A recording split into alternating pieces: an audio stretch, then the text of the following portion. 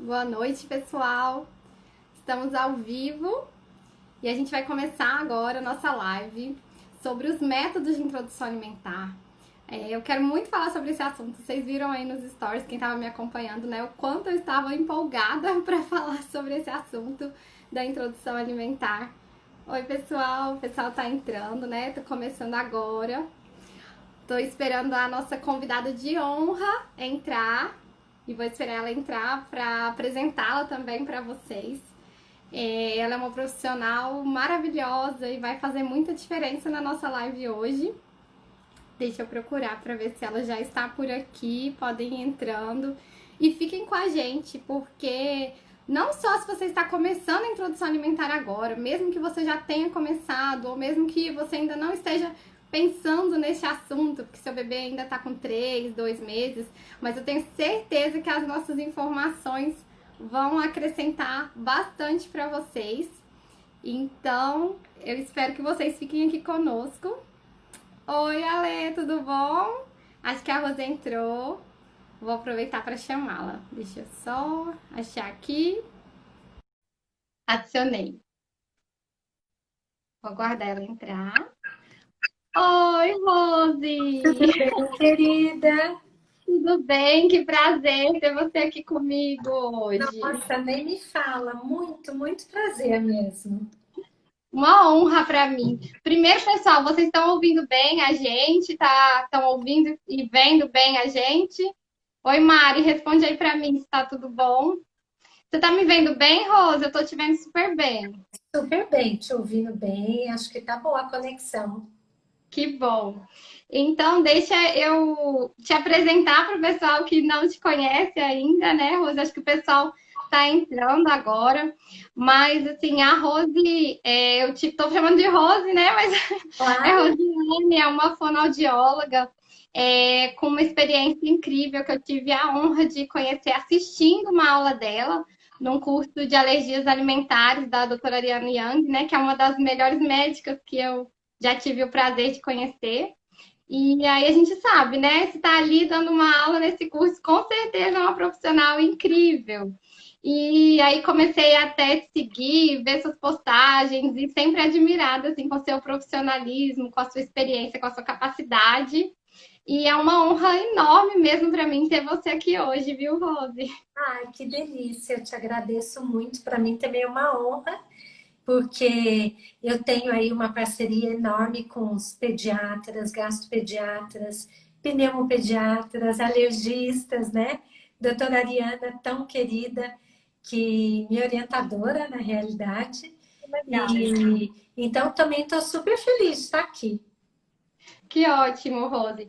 E eu acredito demais assim nessa abordagem que a gente fala, né, integrativa, nessa parceria entre as especialidades, assim, você tem um trabalho que é muito específico, né? O que você faz, a gente não consegue de jeito nenhum fazer.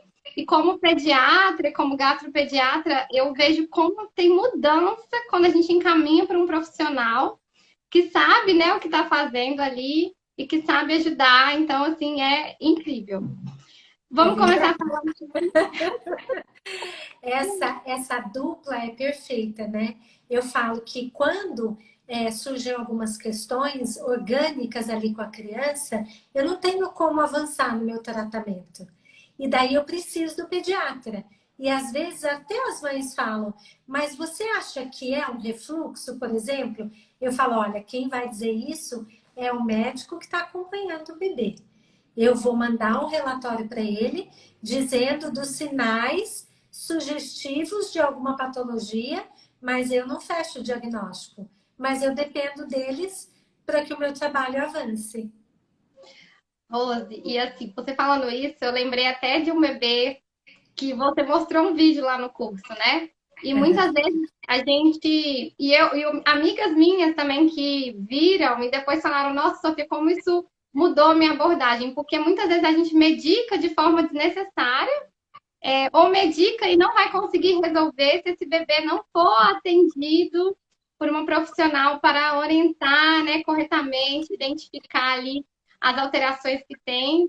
e encaminhar, né, o bebê para até que a gente possa medicar com mais eficácia, né? Ou às vezes nem medicar, porque às vezes nem precisa. Então, realmente, para mim é maravilhoso poder conversar com você aqui hoje. Que bom.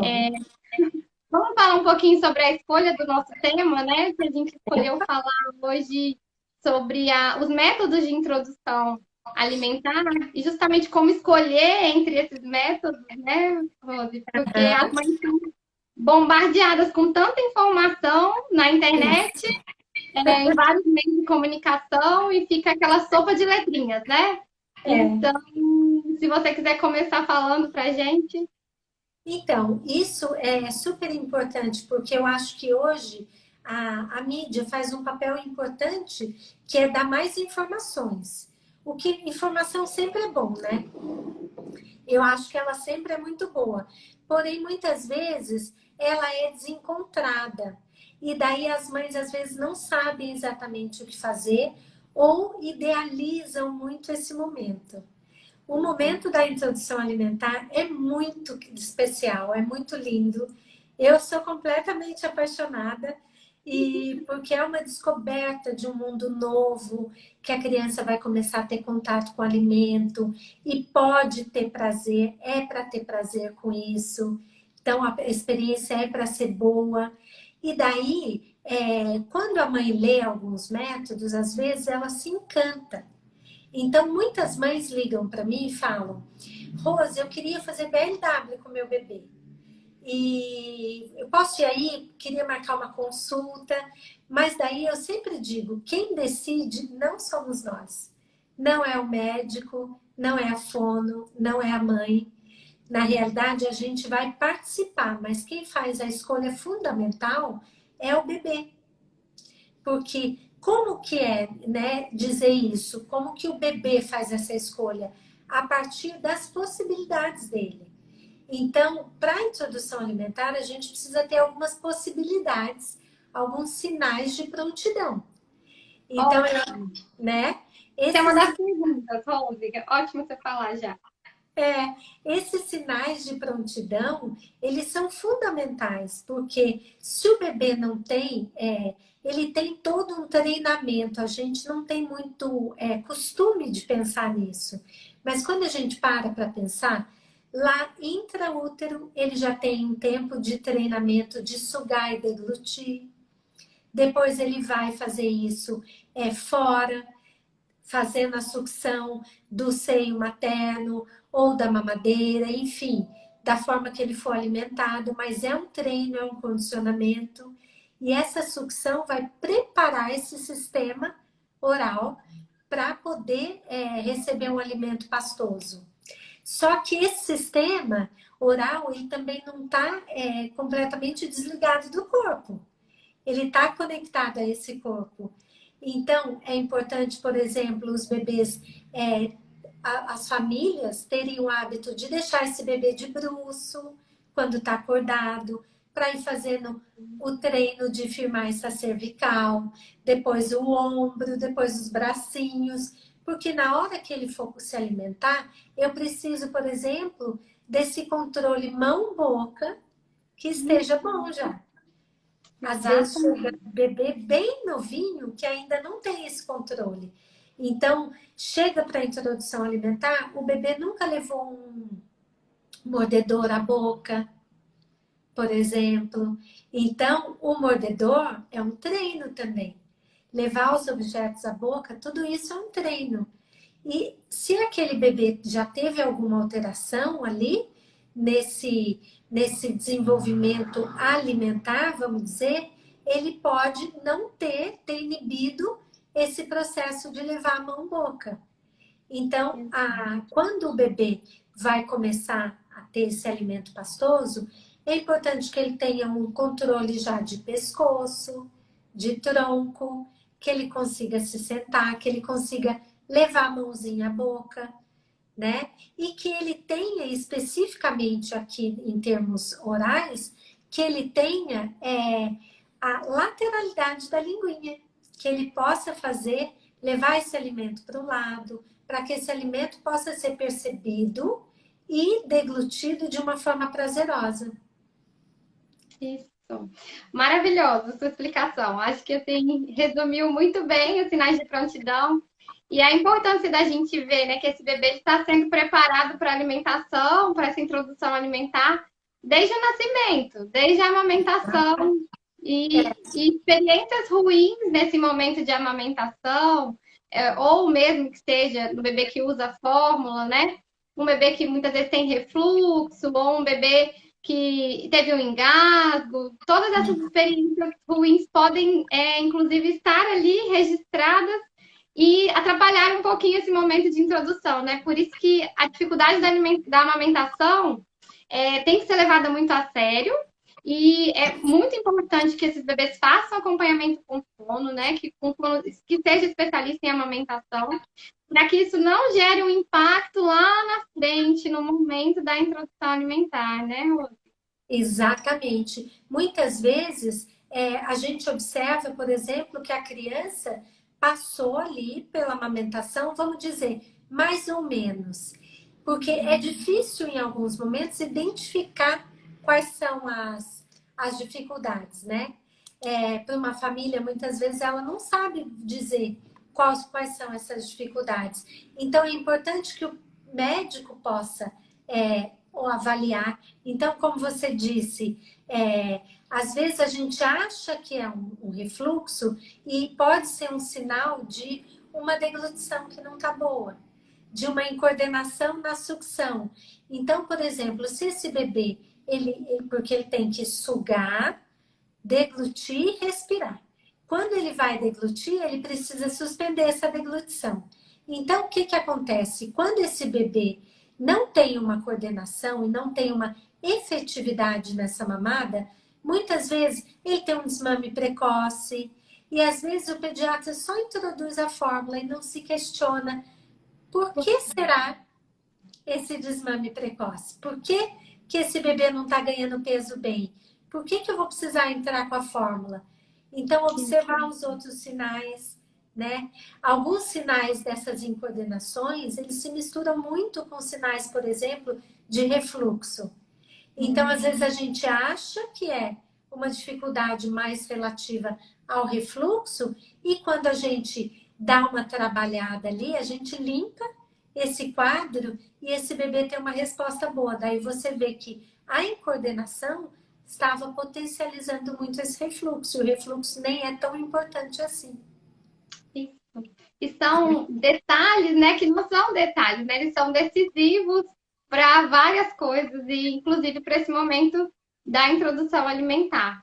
E aí, quando a gente vai pensar, né, em fazer a introdução alimentar, as mães hoje leem muitas coisas, fazem cursos online sobre introdução alimentar, e como você falou, né, com a expectativa muito alta, às vezes segue ali alguém no Instagram que o bebê já come tudo sozinho, aparentemente é um mar de rosas, né? Às vezes o bebê tá todo até limpinho ali comendo, como se fosse.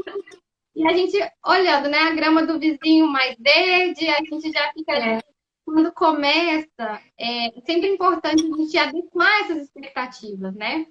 E eu acho que uma das palavras-chave é realmente essa questão de observar o bebê. Então, tanto o médico observar esse bebê, né? Você como fonoaudióloga, e os pais observarem seus filhos, porque a gente vai ali vendo. É tão maravilhoso, né? Esse desenvolvimento do bebê, como você citou, né, Rose? O bebezinho, ele vai adquirindo, às vezes, de um mês para o outro, são tantas capacidades. E a alimentação é uma capacidade, né? E para a gente desenvolver essa capacidade, quanta coisa a gente precisa. Porque tem aqueles mitos em torno da introdução alimentar, da alimentação, né? Como se se alimentar fosse completamente instintivo e não é, não é? Se você quiser falar um pouco sobre isso também. Pois a gente tem tão pouco costume de pensar que a alimentação é um processo de aprendizado, então eu gosto muito de falar para os pais, de usar uma metáfora que é o caminhar. Eu falo, você acha que seu bebê nasce e já caminha? Quais são as etapas que ele precisa? Então, ele precisa primeiro sustentar o pescoço, depois ele vai sustentar o ombro, os bracinhos, daí ele vai sentar, daí ele vai se arrastar, daí ele vai engatinhar, né? Então tem todos esses processos. Ele vai começar a ficar em pé, daí ele vai começar a caminhar e ele cai muitas vezes. Então, o ato de se alimentar também é esse aprendizado. Só que a gente não percebe muitas vezes. A gente acha que comer é absolutamente natural. Tem muitos médicos que quando o bebê não quer comer, eles sugerem para a mãe, deixa passar fome que uma hora ele come. E infelizmente a gente já às vezes recebe bebês desidratados, com hipoglicemia, porque eles não comem, né? Quando tem uma dificuldade. Então, eu acho que nada mais gritante do que uma coisa dessa para mostrar para a gente que tem todo um aprendizado envolvido nisso e a criança tem que ter esse tempo. Então, esse momento, eu falo que a amamentação, ela é turbulenta, muitas vezes no começo, mulher está no puerpério, aquele caos, né? Ela se reconhecendo como mãe ali num novo ambiente. E eu tenho a sensação de que, pelo menos eu como mãe, cada processo de aquisição que minhas filhas faziam, eu vibrava muito, porque eu falava, ufa, elas vão crescer. Elas não vão depender de mim 24 horas por dia para o resto da vida. Então, eu comemorava muito isso. E daí, o momento que você senta a criança na cadeirinha, que você pode sentar na mesma altura que ela e olhar para ela e compartilhar aquele momento de alimentação, é muito rico, é muito gostoso, né? Então, isso que você fala de observar é aquele momento que você vai olhar para aquela criança, apresentar o alimento. Então, eu acho que é importante porque a gente tende a achar que a introdução alimentar é só nutrir, é só dar o alimento para a criança ganhar peso. Mas não é só isso. Não é só isso que está envolvido, né? Mas sabe, doutora Sofia, eu tenho escutado com as lives, eu tenho escutado algumas mães me trazendo uns depoimentos tão interessantes. Esses dias uma mãe falou para mim, você sabe, Rose, que eu comecei a assistir algumas lives sua e eu percebi que eu nunca tive prazer em comer. Eu sempre comi por comer. Eu como porque precisa. Então eu sempre engulo. E agora eu comecei a pensar, nossa, como é que eu vou passar isso para o meu filho se eu não tenho? Olha que sério isso, né? Não é? Isso pode ter vindo de memórias, assim, que ela teve na infância, de experiências que ela viveu e que ela nem sabe, né? Assim, nem tem consciência disso, mas fica guardado ali no seu subconsciente, né? Exatamente, né? E olha que chance linda que agora ela tem de poder vivenciar, ela descobrir junto com os filhos dela que isso pode ser uma experiência rica, gostosa, né? Porque hoje em dia, por exemplo, doutora Sofia, existe muito o histórico das mães quando o bebê não quer comer, não quer aceitar, eles colocarem o celular, o iPad, não é? Demais, demais. Você deve encontrar Já isso cometi todo dia. esse erro, inclusive, você acredita? Vou até assumir aqui, já cometi esse erro no momento de desespero, assim. Meu marido às vezes tinha que me lembrar assim, olha, porque você como pediatra, né, não fala que não pode fazer isso. Aí eu, nossa, que é a mãe que falou mais alto, mas calma, eu vou voltar. Já, porque assim, meu filho teve dificuldades por problemas, já desde o tempo, hoje eu tenho total consciência disso, né? Desde o tempo da amamentação, teve refluxo, alergia alimentar, teve reação até anafilática. Então, assim, tudo isso ficou ali na memóriazinha também dele, né? Claro. E aí a gente às vezes acaba errando, e hoje eu tento muito passar para os pacientes essa tranquilidade de, assim, da gente realmente se observar também, porque são os modelos parentais, né, também, que a Sim. gente, desde a consulta, você também nessa conversa com os pais, vê, a gente já vai observando eles, e também perguntar qual que é a relação que eles têm com a alimentação, com o alimento, como você citou essa mãe. E a gente vendo esses modelos responsivos, não sei se as pessoas que estão assistindo talvez não tenham entendido, mas assim, existem alguns modelos de pais. Não que a gente esteja enquadrado em um e seja aquilo, né? Mas tem pais que são mais controladores e eles ali geram uma ansiedade muito grande porque eles querem controlar o momento da refeição e não dão nenhuma oportunidade para a criança, né, participar ali. Eles querem que o bebê faça exatamente o que eles querem, né? É, Tem pais que são mais negligentes, outros que são mais indulgentes, né? Que o bebezinho vai, o que ele não quer comer isso, eu faço outra coisa e cozinho outra coisa e fico ali até que ele coma alguma coisa e eu ofereço o tempo inteiro. E a gente quer que eles tenham aquela questão de divisão de responsabilidades, né, Rose? De saber que o pai tem algumas responsabilidades ali na hora da alimentação, o pai, a mãe, a avó, às vezes a escola, que infelizmente acaba introduzindo a alimentação, é. e viver outras, né? Você podia falar um pouco também pra gente dessas responsabilidades, dessa divisão, como que você orienta? Eu gosto muito dessa introdução alimentar participativa, porque eu acho que o nome participativa, quando a gente quebra, ele já diz participa ativa, né? De uma forma ativa. Então a gente realmente apresenta os alimentos para o bebê e a gente deixa muito na mão do bebê essa questão dele decidir o quanto ele quer. Porque muitas pessoas, por exemplo, vai introduzir o alimento, pensa, nossa, uma banana. E eu vou dar aquela banana esperando que o bebê vá comer pela primeira vez uma banana inteira. E muitas vezes não.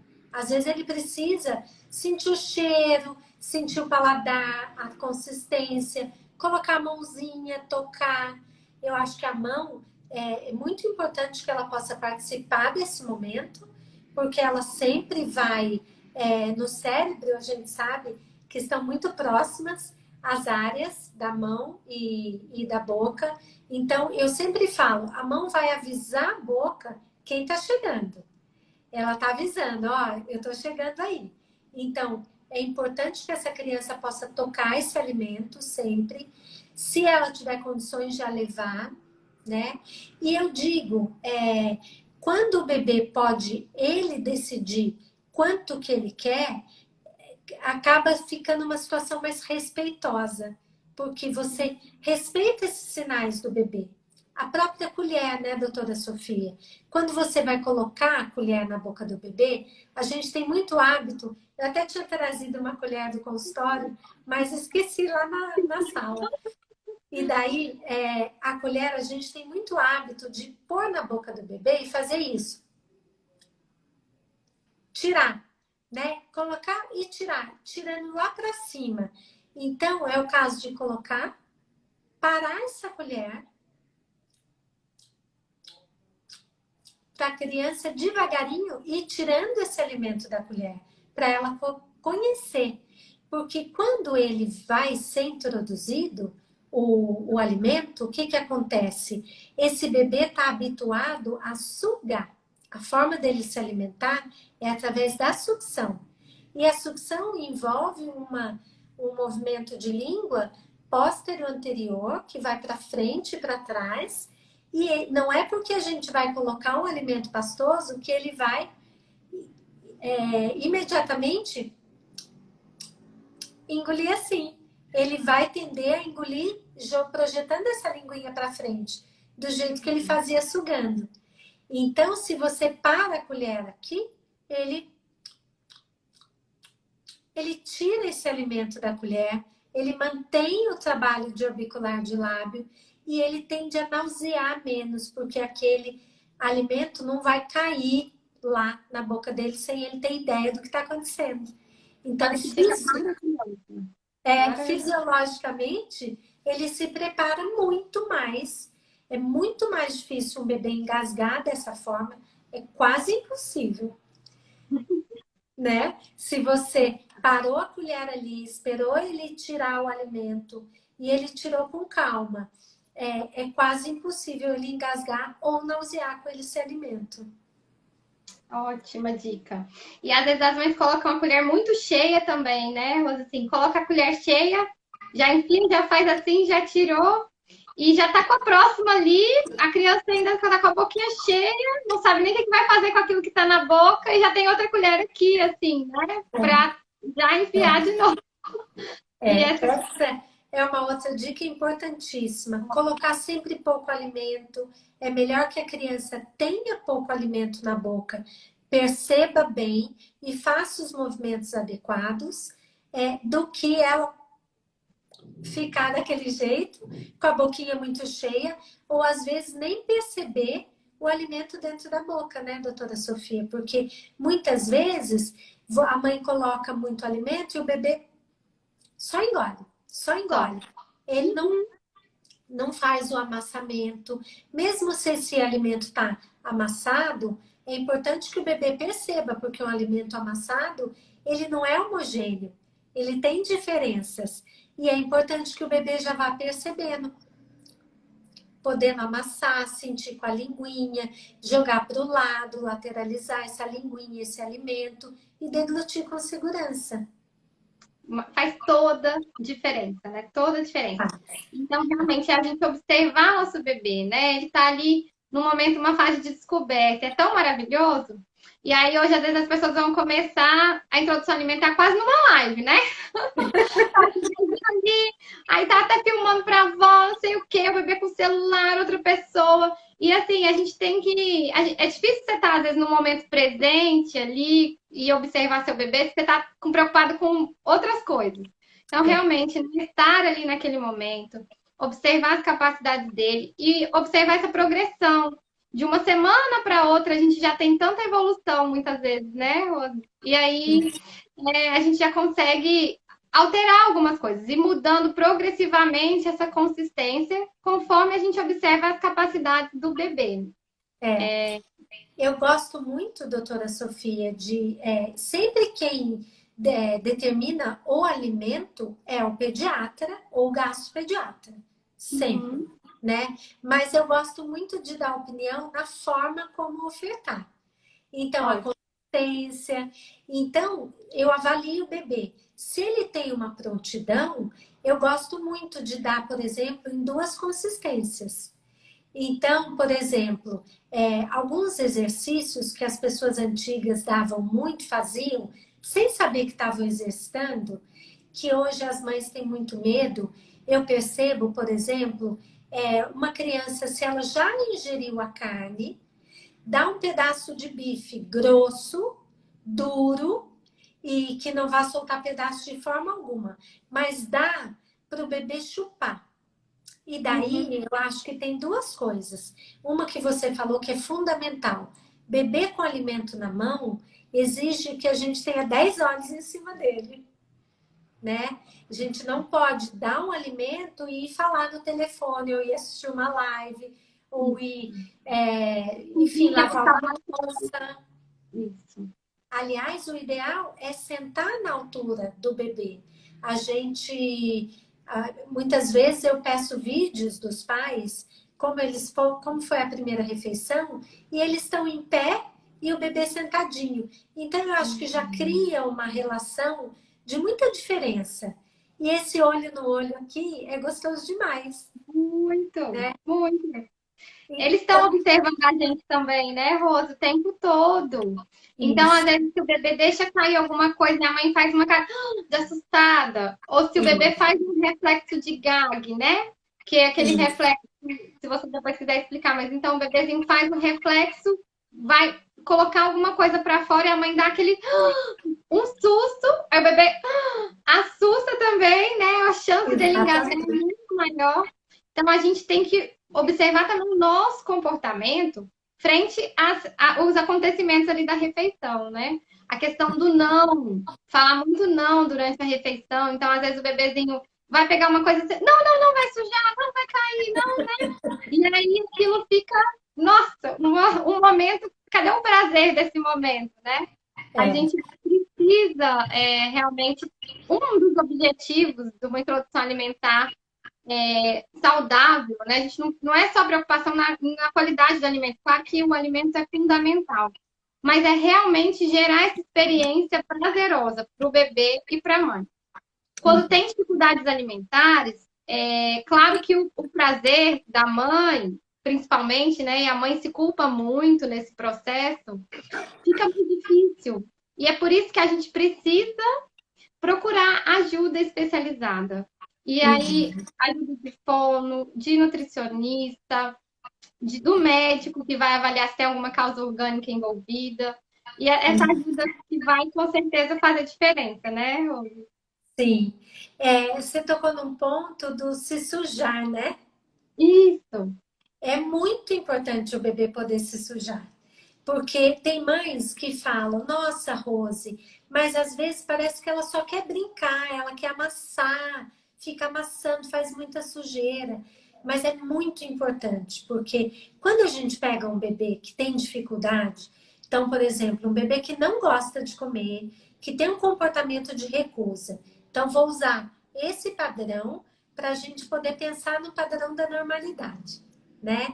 Então, aquele bebê que você chega com a comida e ele chora, se retrai, recusa, fecha a boca, se debate. Então, como que é a aproximação que eu costumo fazer, que a gente costuma trabalhar, os fonoaudiólogos, né? A gente chega, por exemplo, a primeira vez, eu chego com um pote de água. Olha, E daí, ele tem assim uma leve recusa, mas daí eu deixo com a mão. E daí ele brinca, ele molha, eu pingo na mãozinha. E daí, quando ele, de repente, o bebê, ele mesmo tá pondo a mão na boca e levando a água na boca. que legal. Então, eu falo que quando o bebê tá amassando muito, é porque ele tá precisando. Então, deixa ele amassar. Não precisa pegar o prato de comida e colocar na frente. Mas a gente pode pegar um pratinho e colocar um fundinho e deixar ali só para o bebê mexer, tocar, sentir a textura, sentir a consistência, se esbaldar mesmo e se sujar. Meus pacientes, eu tenho fotos lindas, que tem comida no cabelo, no nariz, na boca. Se é um creminho de beterraba, então fica lindo, né? A Gislaine acabou de comentar exatamente isso. Ela colocou: as minhas passam o prato até na cabeça depois das refeições. Tem que É tomar isso banho. aí. Esse banho para depois mesmo. Tem mães que eu falo, olha, se você ficar mais à vontade, deixa sem roupinha, deixa só de fralda, né? Deixa assim, pele, para ele poder sentir. Claro, se não tiver frio e se for permitido. Se tiver frio, põe uma roupinha velha, Que que não tem pode problema. manchar, que pode sujar, né? E deixa esse bebê se esbaldar, porque daí a gente vê a importância. E como a partir desse toque, ele cai essa defesa da boquinha e ele mesmo passa a experimentar, a aproximar a comida da boca e levar. Muito legal isso, né? Até a Pamela falando também comentou que comer é um aprendizado. E o bebê, todo o aprendizado dele envolve o brincar, né? A criança não existe um aprendizado que não envolva o brincar. É um outro mito, né? Que as pessoas, assim, ai, não pode brincar com a comida. Não é que o bebê está brincando e desperdiçando comida, não, ele está aprendendo a comer. E esse contato é muito importante para ele, né? A questão de se sujar, gente, isso foi uma das coisas boas até do BLW, porque o BLW, né, assim, que foi introduzido, tem um livro da Jill Rapley, que acho que é de 2008, foi o lançamento, né? Seria tem esse nome desmame guiado pelo bebê, mas não é que é para desmamar o bebê. Na verdade, esse bebê vai ali introduzindo a alimentação aos poucos e o desmame vai acontecer no momento que for natural para ele e para a mãe, né? Mas uma das coisas que seria assim, o bebê comer os sólidos, né? Geralmente cortados em forma de bastões, cortes específicos. E uma das coisas que eu achei interessante dessa discussão que o BLW trouxe é a questão justamente de deixar o bebê ter essa interação com o alimento, né? Tocar no alimento, que talvez fosse uma coisa natural já, e a gente está trazendo agora com esses nomes chiques, mas assim, Claro que no BLW tem especificidades, que seria uma introdução basicamente feita dessa forma, né? Uhum. E Só tem para pelo bebê. isso. Para alguns pais faz muito sentido, para outros não. Eu também Uhum. geralmente prefiro orientar essa introdução participativa, onde a gente também tem a comidinha amassadinha, que eu acredito nessa evolução da consistência, e o bebê tem a oportunidade de, conforme ele vai ganhando experiências, ele também vai ter a oportunidade de ver o alimento de uma outra forma ali, e tocar Isso. aquele alimento e levar esse alimento à boca, né? É. Essa frase que você falou aí no começo, eu acho fundamental, porque o aprendizado, na minha cabeça, sempre ficou muito claro, desde que eu comecei minha faculdade, de que aprender brincando é sempre a melhor opção. E eu já tive pais no consultório que falaram para mim, nossa, Rose, mas falaram chateados, como Uhum. uma queixa. Ele acha que ele vem aqui brincar. E eu, assim, comemorando, puxa, que bom que eu estou conseguindo trabalhar com ele de uma forma lúdica e ele achar que ele está brincando. Porque é fundamental. E essa experiência com o alimento, ela pode ser. A gente tem vídeos tão lindos com as crianças, porque elas estão realmente descobrindo o alimento. Quando eu fui para os Estados Unidos fazer uma formação com a Suzanne Morris, ela faz muitas dinâmicas e nessas dinâmicas ela coloca a gente em cada situação como se você fosse, como se você estivesse pela primeira vez diante de um alimento. Então, quem está ao seu lado, seu cuidador que você confia, por exemplo, você deu o exemplo da mãe quando ela assusta, quando ela reage exageradamente. Então, imagina que aquele bebê está ali, foi um pedacinho, ele fez um gag, mas não é um engasgo grave, né? Ele nauseou, mas ele se recuperou, se saiu bem, ele se defendeu e a coisa vai bem. Agora imagina que aquela pessoa que está te apresentando o alimento se encheu de pavor, de medo e ela passou para você. Então é como se você fosse conhecer uma coisa nova e no primeiro desacerto, vamos dizer assim, porque a gente pode ter muitos erros para poder Uhum. ter os acertos, a pessoa fala assim para você: é muito perigoso.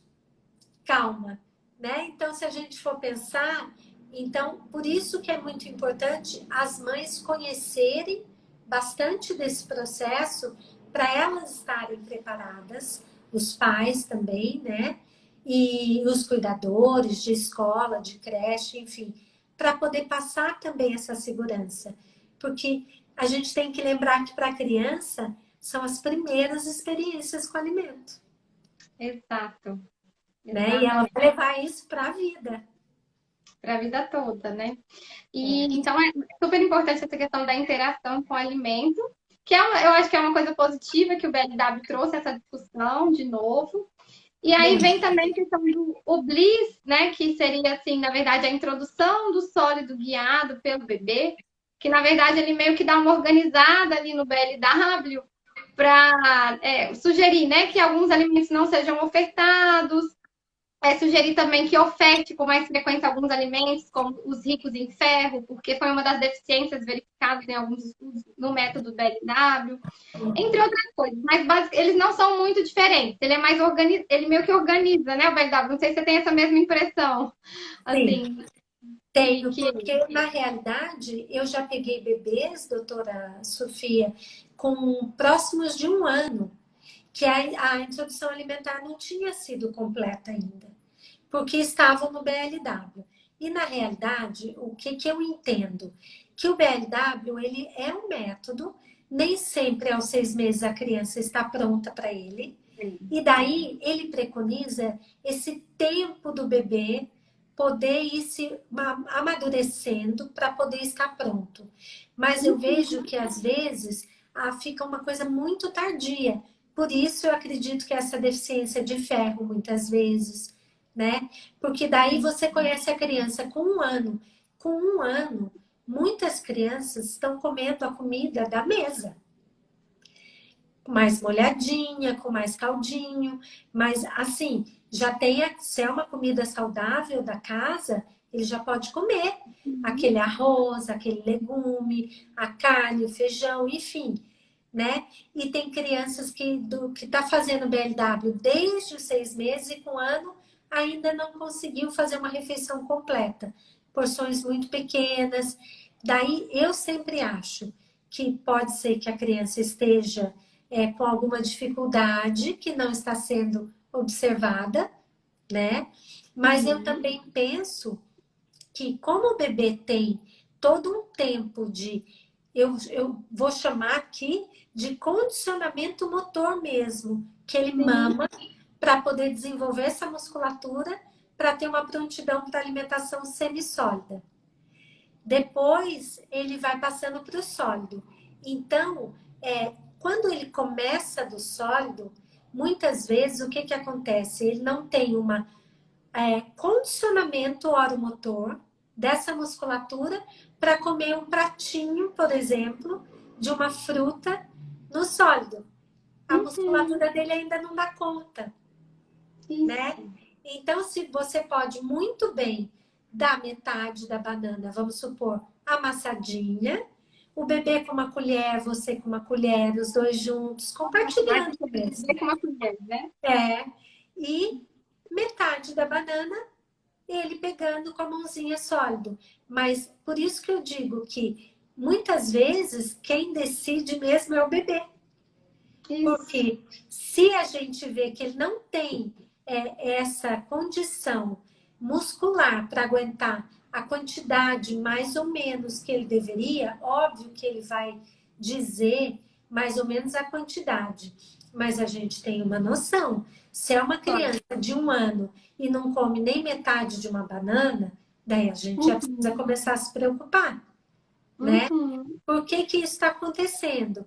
É alguma questão gástrica ou é alguma questão que o exercício não foi suficiente para ele dar conta?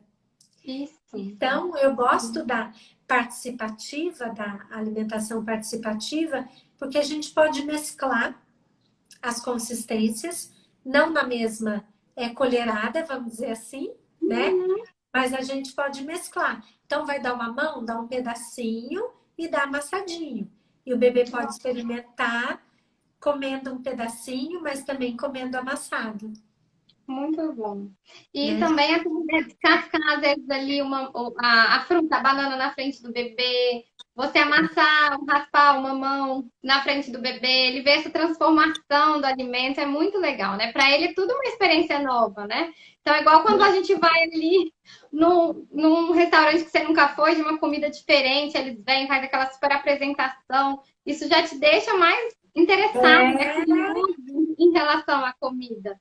Então, tudo isso são estratégias que a gente também usa para tornar esse momento um momento prazeroso. Rosa, eu acho que tem algumas perguntas aqui, ó, que você pode responder. Ó. Quando uma criança tem problemas motores que a impede de levar a mão até o alimento, o que você sugere para que haja uma manipulação satisfatória em relação a isso? Será que é uma dificuldade neurológica? Eu não sei mais se quiser especificar, mas deve ser algum problema motor, provavelmente na criança deve ter alguma relação. Quando acontece isso, se a criança não consegue, a gente pode levar o alimento à mão da criança para que ela sinta o alimento na mão e a gente introduza na boquinha dela. Então, se ela não consegue fazer o movimento mão-boca, ela pode tocar o alimento, a gente leva até ela sente proprioceptivamente e a gente vai com o alimento até a boquinha dela. Excelente. Tem uma outra pergunta aqui da Maísa. Se esse atraso na introdução alimentar também pode repercutir na aquisição de fala.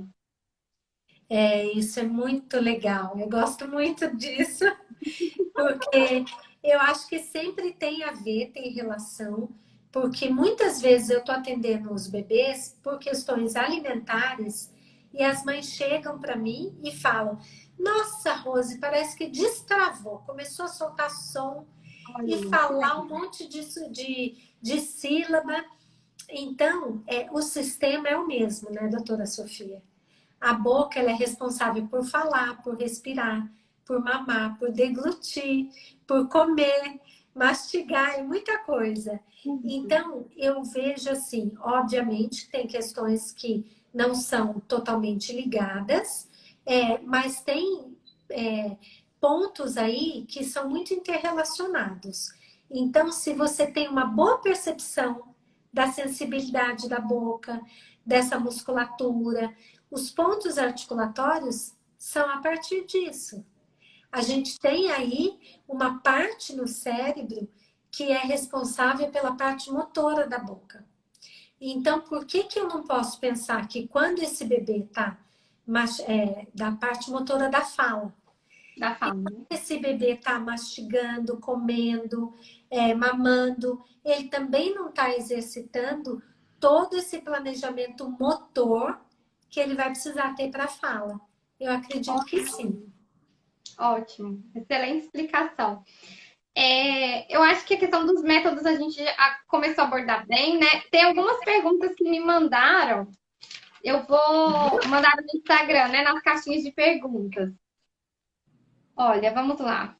Uso exclusivo, uma criança em uso exclusivo de fórmula, com quantos meses começa a introdução alimentar? Isso não muda, né? Na verdade, a questão se a criança está em aleitamento materno exclusivo ou se a criança está usando fórmula infantil apenas. A introdução alimentar a gente recomenda que seja no sexto mês, que é quando a criança tem mais capacidade neurológica. E aí a gente imagina, né? Se uma criança mais novinha, ela ainda não está conseguindo se sentar sem apoio, está com muita dificuldade, ela vai comer. Ela tem que se concentrar ali em comer, em se segurar, está com medo de cair, tem que respirar, tem que deglutir, vai ser muita coisa. E se a gente começa muito precocemente, essa criança com menos capacidades motoras, ela pode ter mais dificuldades, ela pode fazer registros negativos em relação a esses momentos, e isso pode acabar impactando também no resto da nossa introdução alimentar, que é um processo, né? Sim. Você atenta diferente alguma coisa em relação a isso? Em alguns momentos, eu acho que quem decide sempre é o médico junto com a família, né? Em Uhum. alguns momentos, alguns médicos me encaminham alguns bebês precisando fazer uma introdução alimentar precoce. Sim. Então, isso às vezes acontece. Mas, normalmente, quando está em aleitamento exclusivo, se mantém até os 6 meses mesmo. E quando está em fórmula, às vezes tem algumas situações específicas dessa introdução mais precoce. E daí a gente tem que avaliar e auxiliar, às vezes dar uma aceleradinha nesse processo com o bebê para ajudá-lo a ter uma prontidão um pouquinho mais cedo, né, com alguns exercícios, alguns estímulos, para ver se a gente tem sucesso. Isso pode ser feito, né? Porque é Ó, aquela questão assim, do ideal e da nossa realidade. A gente sabe que a licença maternidade para muitas mães não é de 6 meses. Então, são coisas que realmente na nossa prática do dia a dia acontecem momentos da gente precisar introduzir um pouco antes, mas é muito importante que essa criança seja avaliada para ver se ela tem capacidade, né? E aí muito. tem até uma outra pergunta em relação a bebê prematuro, que me perguntaram se no bebê prematuro a gente segue a idade corrigida ou a idade cronológica, né? A idade corrigida, para quem não sabe, seria a gente contar as semanas, que a gente conta as semanas daquele bebê a partir do nascimento dele. A gente está contando, na verdade, quando ele faz 40 semanas, é como se ele tivesse nascido, e dali para frente a gente conta, né? A idade, os meses que ele tem. Então, o bebê prematuro é uma particularidade. Você deve atender muito prematurinho, né, Rose? É. E tem muito isso, né? Muitas vezes o médico prefere esperar a idade corrigida, mas muitas vezes a gente tem dificuldades no ganho de peso. E daí opta-se por uma introdução alimentar um pouquinho mais precoce, nem sempre dá tempo de esperar a idade corrigida. Depende muito da condição geral desse bebê, né, doutora Sofia? Então, é sempre muito conjunto o trabalho. O pediatra sempre liga, pede uma avaliação. Às vezes, esse bebê até já está em tratamento de fono, já está ali sendo acompanhado. E, às vezes, é uma sugestão minha. porque eu vejo que o bebê está pronto, tem prontidão. Então, vai muito aí de cada caso, porque não tem uma resposta. É muito do desenvolvimento de cada um para a gente poder avaliar particularmente o momento da introdução alimentar desse bebê. Isso. Assim, a recomendação geral é que a gente siga a idade corrigida, mas a gente tem a individualização de cada caso. Tem um bebê que foi prematuro extremo, nasceu ali com 29 semanas, tem um bebê que nasceu com 36 semanas e ainda é prematuro. E o desenvolvimento deles é diferente, então a gente sempre individualiza. E muito bom poder contar com esse trabalho, né, conjunto para conseguir desenvolver mesmo as habilidades desse bebê prematuro. Tem Sim. uma pergunta aqui que é para você, ó. Começamos a introdução alimentar há 3 semanas. Ela tem 11 meses. Esse caso dessa paciente é uma paciente que tem alergia alimentar múltipla. Então, na verdade, ela já tentou a introdução alimentar antes, foi bem complicado.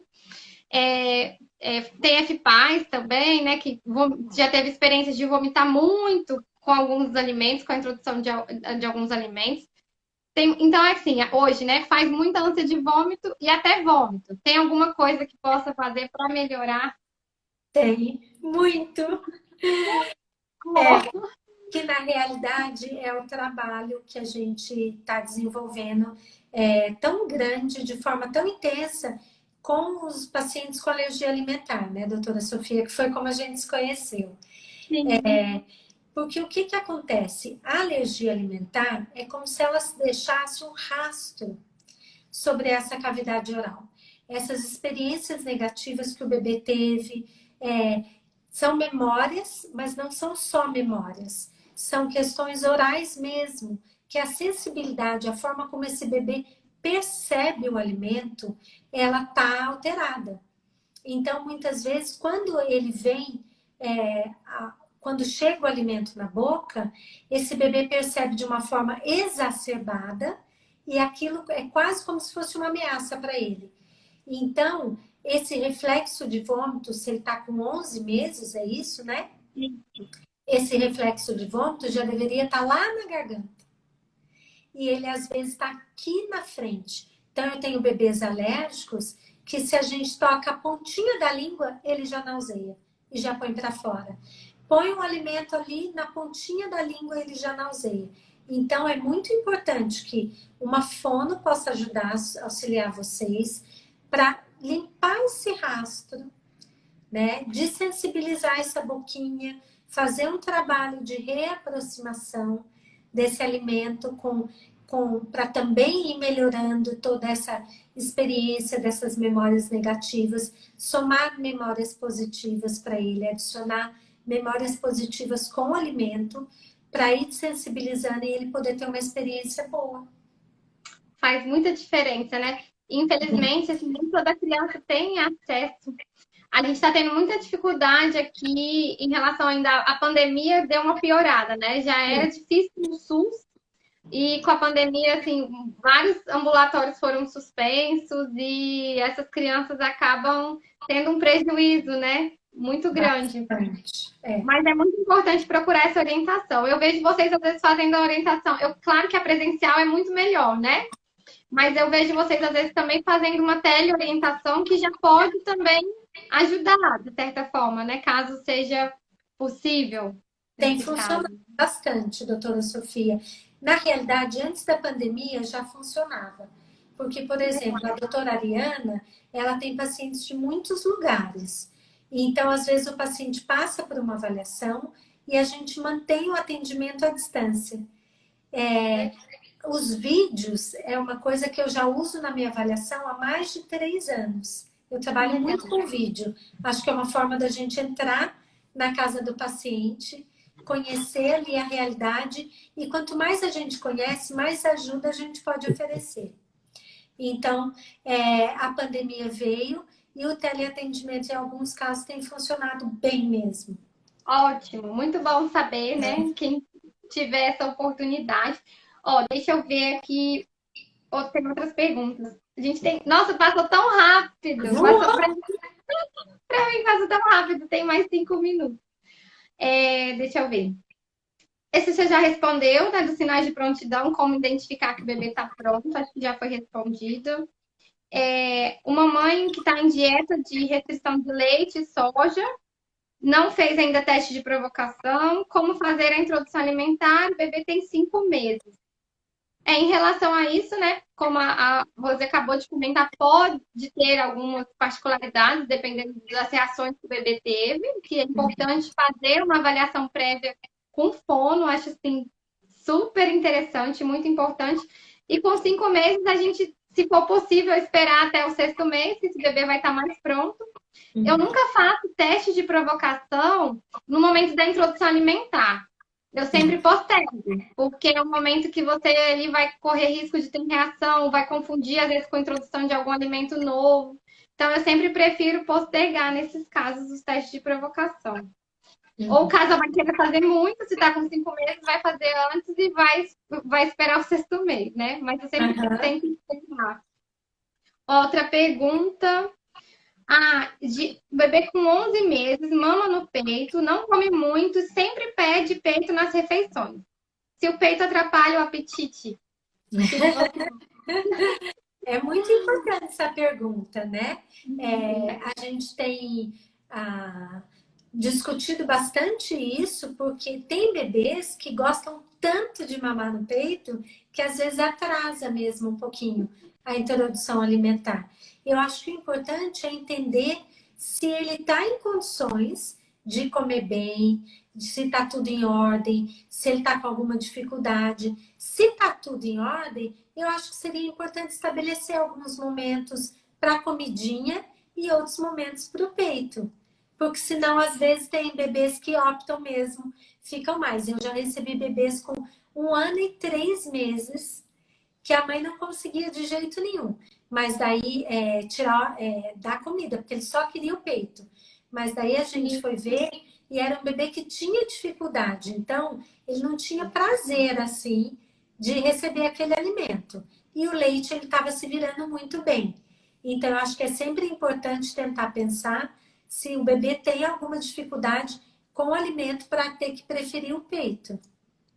Ótimo, ótima explicação.